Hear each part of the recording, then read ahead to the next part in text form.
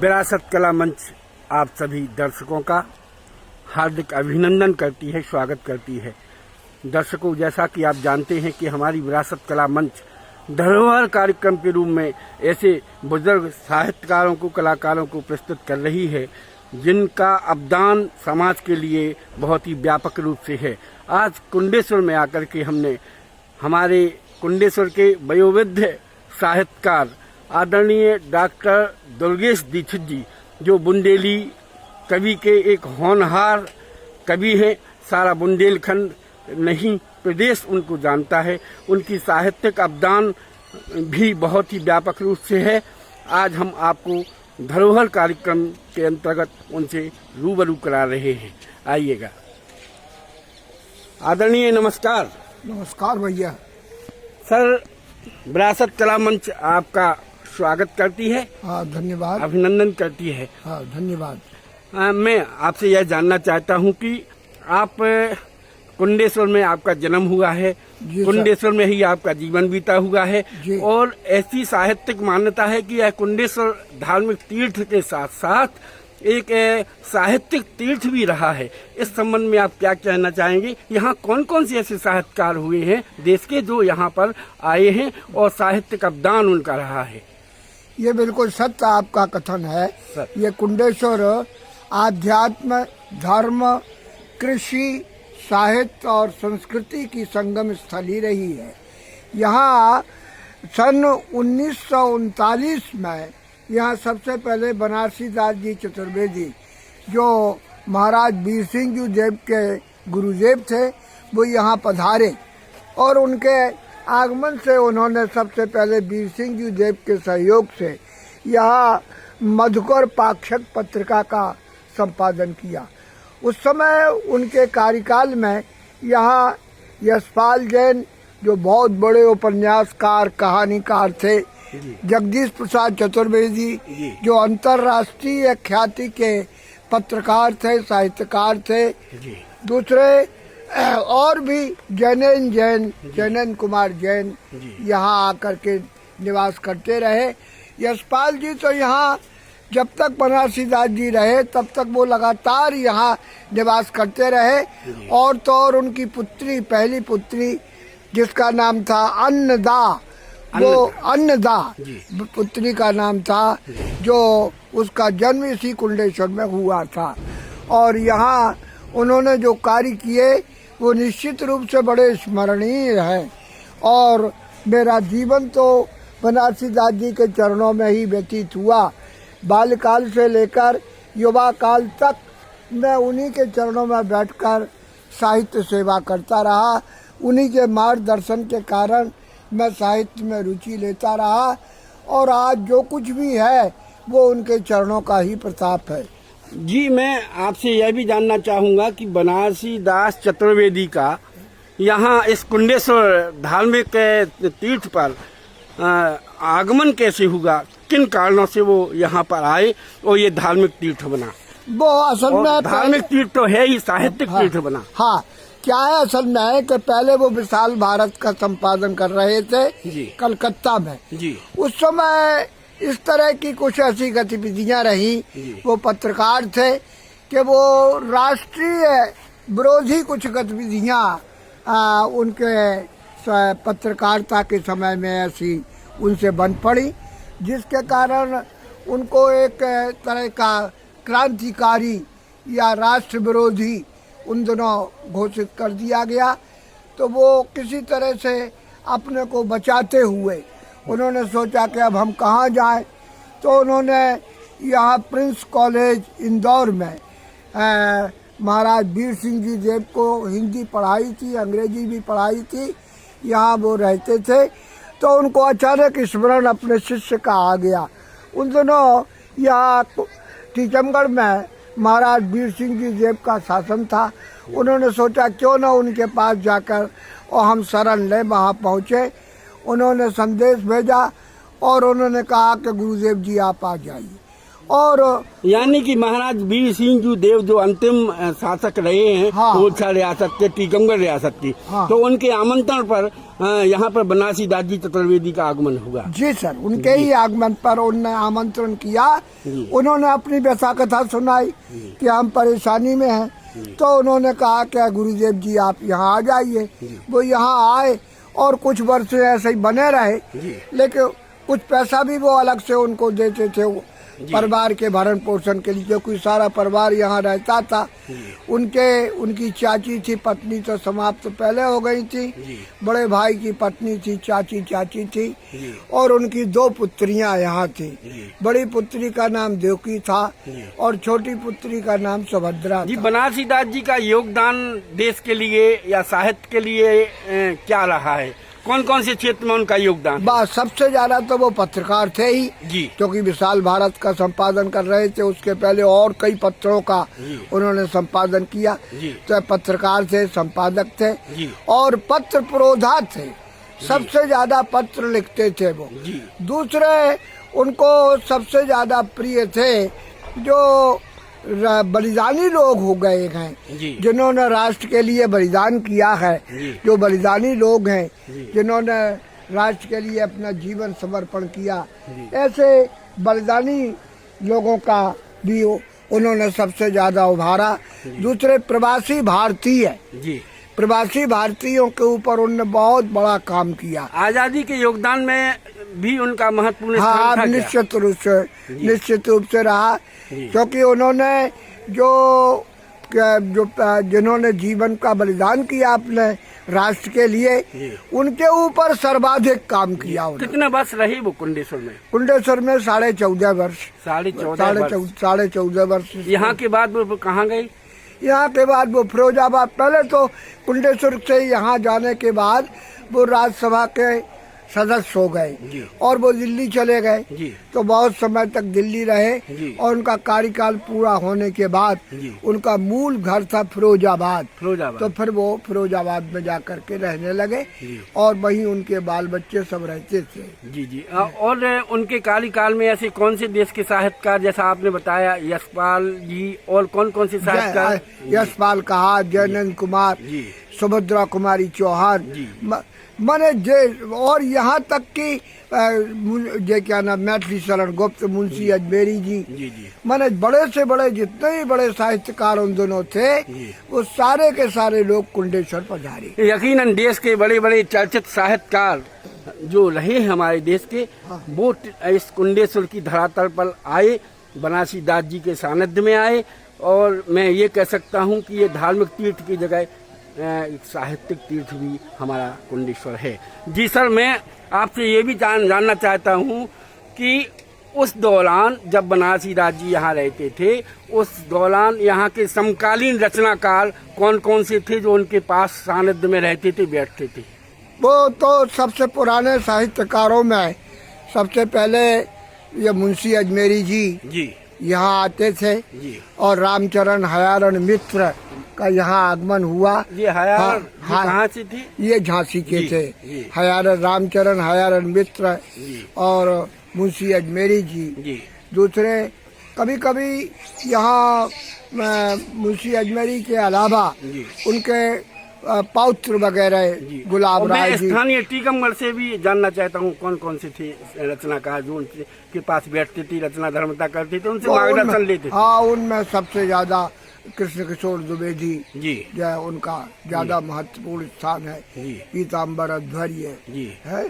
और आप लोगों का तो बालकाल होगा उस समय? हमारा तो उस समय में बचपन ही था। जैसा कि मैं कह रहा हूँ कि मेरा बचपन से लेके युवा काल तक का समय उनके ही चरणों में बैठ कर के व्यतीत। और सत्यार्थी जी भी उनके सानिध्य में रहे? नहीं, सत्यार्थी नहीं, सत्यार्थी बहुत बाद में आए हैं। अच्छा। सत्यार्थी का अगर ये ऐसा कहते हैं कि मैं उनके सानिध्य में रहा तो ये मेरी दृष्टि में ठीक नहीं है।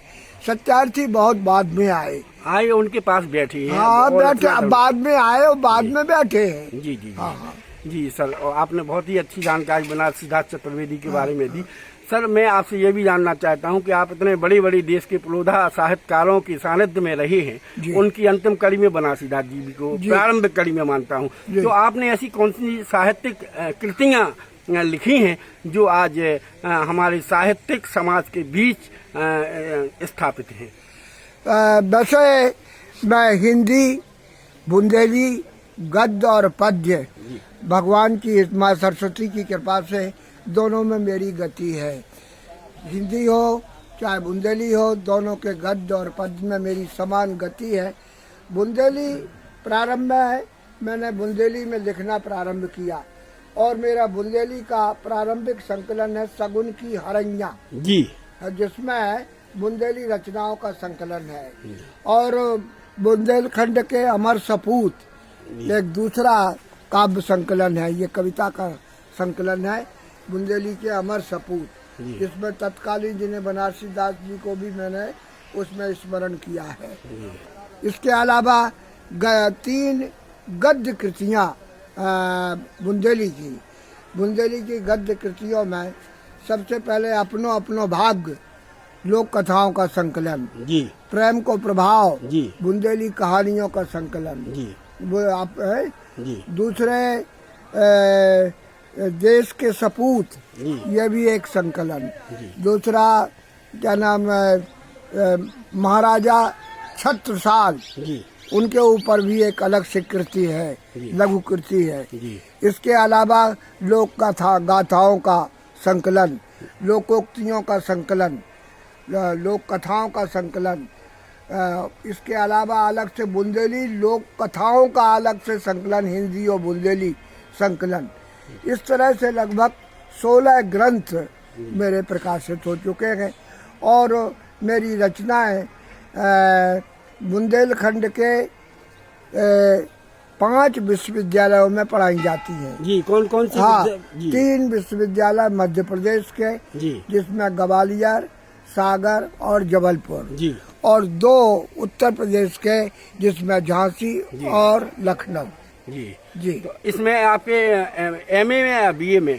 सबसे ज्यादा बीए में पढ़ाई जाती है, कुछ रचनाएं हमारी एमए में भी है जी। तो ये झांसी यूनिवर्सिटी में भी शायद झांसी में भी पढ़ाई जाती है? हाँ, झांसी में और लखनऊ में। जी जी जी जी, निश्चित तौर से एक ऐसे वरिष्ठ साहित्यकार जो यूनिवर्सिटी में पढ़ाए जाते हैं हमारे बुंदेलखंड के अंतर्गत कुंडेश्वर की इस धरा की हैं आदरणीय दुर्गेश दीक्षित जी। सर मैं आपसे ये भी पूछना चाहता हूँ कि आप का साहित्यिक अवदान बहुत ही समृद्धशाली रहा है और इस साहित्यिक अवदान को लिखते लिखते आप आज मैं समझता हूँ 8वीं दशक के दौर में अपना जीवन बिता रहे हैं। इस दौर में आपको कौन कौन से पुरस्कार प्राप्त हुए हैं? वैसे तो मैं मंच पर सन 58 में आ गया था जी, और सन 58 में सबसे पहला कवि सम्मेलन मैंने जतारा के मंच पर किया था। वहाँ से मेरे मंचीय कार्यक्रम का शुभारंभ हुआ था और तब से 58 से लेकर आज तक लगातार मैं मंचों पर जाया करता हूँ। अब अवस्था ढल जाने के कारण कुछ जाना कम कर दिया, फिर भी लगातार लोग मुझे थोड़ा बहुत पुरस्कार प्रदान करते रहे। सबसे पहले मुझे संतोष सिंह बुंदेला पुरस्कार मिला, ये मुझे छतरपुर से जो संतोष सिंह बुंदेला की स्मृति में पुरस्कार मिला। इसके अलावा संतोष सिंह बुंदेला के बाद मुझे मित्र पुरस्कार से भी सम्मानित किया गया। मित्र जी, भयारण मित्र के नाम से मित्र पुरस्कार से भी सम्मानित किया गया। इसके बाद मुझे बुंदेलखंड साहित्य एवं संस्कृति परिषद की ओर से मुझे राज्य स्तरीय पुरस्कार प्राप्त हुआ जो राज्यपाल के द्वारा प्रदान किया गया, जिसका नाम है जगनिक पुरस्कार। जी, बधाई सर। हाँ, 2 बार ये पुरस्कार मुझे प्राप्त हो चुके हैं और राज्यपाल के कर कमलों द्वारा प्राप्त हुए। इसके अलावा टीकमगढ़ के जितने भी बड़े से बड़े साहित्यकार या स्वतंत्रता संग्राम सेनानी थे उनकी स्मृति में सारे पुरस्कार मुझे प्राप्त हुए हैं। जैसे उदाहरण के लिए गंगा प्रसाद बख्शी स्मृति सम्मान, जैसे उदाहरण रूसिया स्मृति सम्मान, दूसरे रूसिया, इसके बाद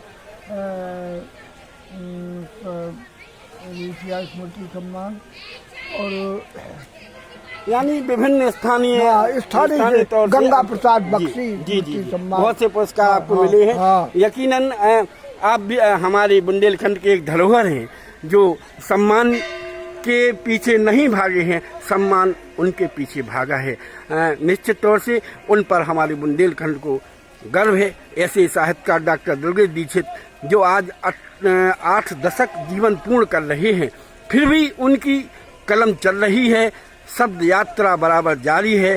सर, मैं आपसे ये भी जानना चाहता हूँ कि आप कि 8वें दशक के इस दौर में जीवन की जो यात्रा आपकी रही, 80 साल पूर्ण करने की स्थिति में है, आप आज के साहित्यिक परिवेश और पूर्व के साहित्यिक परिवेश में क्या अंतर पाती हैं? बहुत ज्यादा अंतर आ गया है जी। लगभग आप समझ लिए 60 वर्ष से भी ज्यादा तो मुझे मंच पर हो गया। जी। इतने समय में मैंने भारी परिवर्तन देखा। जी। आज तो मंचों पर कविता तो रंच मात्र ही नहीं है।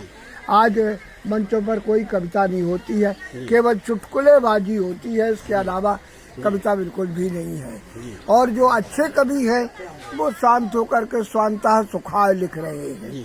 और मैं तो अपने पहले मैं बहुत मंचों पर गया, यहाँ कोई भी ऐसा मंच नहीं रहा जिसमें दुर्गेश दीक्षित ना हो। सारे मंचों पर कोई भी बुंदेली का कार्यक्रम नहीं हुआ जिसमें मेरी उपस्थिति न रही हो। लेकिन आज मुझे उससे विरक्ति सी हो चली है।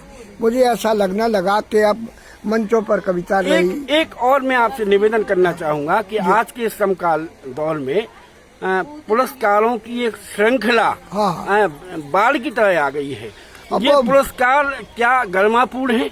नहीं, क्या है असल में ज्यादातर पुरस्कार जोड़ गांठ से प्राप्त होते हैं। जी। जो जितनी ज्यादा जोड़ गांठ लगा ले, जो जितनी पकड़ धकड़ लगा ले, उसको वो पुरस्कृत हो जाता। और अच्छा से अच्छा साहित्यकार, बुजुर्ग से बुजुर्ग साहित्यकार बैठा रहता, उसे कोई नहीं पूछता। और छोटे छोटे लोग, छोटे भैये जिनमें कुछ भी नहीं है, न कोई कविता है, न कोई साहित्य है, न कोई अवदान है, और वो पुरस्कार गठिया जाते हैं। ये स्थिति है। जी जी, बहुत ही सार्थक बात आपने कही है कि आज के जो विशेष तौर से पुरस्कारों की जो बाढ़ आ गई है, इस बाढ़ में कहना चाहिए कि जहरीलापन है, एक दोगलापन है, एक जो दोहरी नीति का मापदंड है। निश्चित तौर से आज का ये परिवेश जो साहित्यिक अवदानों का है, साहित्यिक पुरस्कारों का है, हमें इन विषाक्त पहलुओं से बचने की जरूरत है, जैसा कि हमारे आदरणीय डॉक्टर दुर्गेश दीक्षित ने कहा है। सर जी, मैं आपसे, आप बहुत अच्छे रचनाकार हैं, तो आपसे मैं एक बुंदेली रचना की सिर्फ 4 लाइनें सुनना चाहता हूँ, कृपया हमारे दर्शकों को बताएं। सबको होत प्रेम के बस में, भास करत मानस में, सबको होत प्रेम के बस में। बोली बुरई अरई सी साल, बोली करई अरई सी साल, घोर दे तो बिसरस में, सबको होत प्रेम के बस में, आ बोल करत मानस में, सबको होत प्रेम के बस में। जब लोग हैं हंस बोले सबसे, जब लोग हैं अरे हंस बोले सबसे, जाने दिन 2-10 में, बहुत बढ़िया, जाने दिन 2-10 में, सबको हो तो प्रेम के बस में। एक रचना सर, मैंने आपको मंचों पे एक रचना और मैंने मंचों पे आपकी सुनी है, घी की चुपड़ी खइयो, बुंदेली की बड़ी सशक्त रचना, मंचों पे काफी लोकप्रिय है बुंदेलखंड में, कृपया उसकी भी पंक्तियां सुनाएं। हाँ। कजन कछु नहीं मिले तो मैं तो नेता, कजन कछु नहीं मिले तो मैं तो नेताजी बन जइयो, फिर का कने मजे से भैया घी की चुपड़ी खाइयो। वाह वाह वाह वाह वाह। एन उजरो नेता की स्थिति क्या है? एन उजरो नौ खादी को लम्बा कुर्ता पहरो, वाह वाह। और रोक टोक को करे तुम्हारी चाय जिते तुम ठहरो, चाय जो न अफसर के ऊपर अपनो हुक्म जमाइयो, फिर का कने मजे से भैया घी की चुपड़ी खाइयो। वाह वाह वाह। बहुत ही अच्छी, बहुत ही सार्थक रचना, बहुत ही सामयिक रचना भी आदरणीय हमारे दुर्गेश दीक्षित जी ने सुनाई। डॉक्टर साहब दीक्षित जी, मैं आपसे जानना चाहता हूँ, कृपया ये जो कुंडेश्वर के कुंड के पीछे का ये आप देख रहे कुंड, इसके पीछे जो जंगल है इसको खेराई वन बोलते हैं। इस खेराई में वन में हमने ये भी सुना है बनारसीदास और आप लोग काफी विचरण किए, उसके बाद भी साहित्यिक ज्यादा विचरण किया। प्लीज आप जो है ये जो देख रहे हैं खेराई वन में सबसे ज्यादा बनारसीदास चतुर्वेदी के परिवार के सहित जी मैंने इसमें विचरण किया जी। यहाँ बहुत ज्यादा सागौन के घने वृक्ष थे जी, बहुत ज्यादा बांस के वृक्ष थे, यहाँ बहुत ज्यादा मोरें थी, बहुत ज्यादा हरण थे। आज तो ये सब मिट गया है, नष्ट हो गया है। और साहित्यिक और कौन सी यहाँ पे गोष्ठियाँ हुई हैं? यहाँ मुन्ना लाल जी मिश्र ने चलित गोष्ठी का शुभारंभ किया, और जो अनेक चलित गोष्ठियाँ इस खेराई वन के अंदर प्रयोग के रूप में की गई, और नदी के किनारे जामने नदी के किनारे बैठ के भी वहाँ पिकनिक का आनंद प्राप्त हुआ। यहाँ बनारसीदास जी के साथ आते थे, सागौनों के नीचे की सफाई होती थी, और कढ़ाई में पापड़ सिकते थे, चाय बनती थी, पापड़ और चाय की यहाँ बैठ करके दावत होती थी, और हम लोग यहाँ लगभग और पूरा दिन इसी खेराई वन में व्यतीत कर देते थे। पूरे में चतुर्वेदी जी के साथ विचरण करते थे। धन्यवाद आदरणीय डॉक्टर साहब दुर्गेश दीक्षित जी का, हम बहुत बहुत तहे दिल से आभार व्यक्त करते हैं जो उन्होंने विरासत कला मंच के लिए समय दे करके हमारे ये साक्षात्कार अभियान धरोहर को पूर्ण किया। आप देख रहे हैं हमारे पीछे ये कुंडेश्वर का भोलेनाथ शिवलिंग का मंदिर है जो देश में जाना जाता है। शिवलिंग यहाँ से स्वयं जमीन से प्रकट हुए हैं और हर वर्ष राई के तिल की तरह बढ़ते हैं। यह एक कहना चाहिए कि 12 ज्योतिर्लिंग में 13वां ज्योतिर्लिंग भी यहाँ लोग इनको मानते हैं भोलेनाथ को। आज हम सभी आप सभी दर्शकों का तहे दिल से स्वागत करते हैं और भोलेनाथ कुंडेश्वर से प्रार्थना करते हैं कि आप सभी स्वस्थ मस्त रहें। धन्यवाद।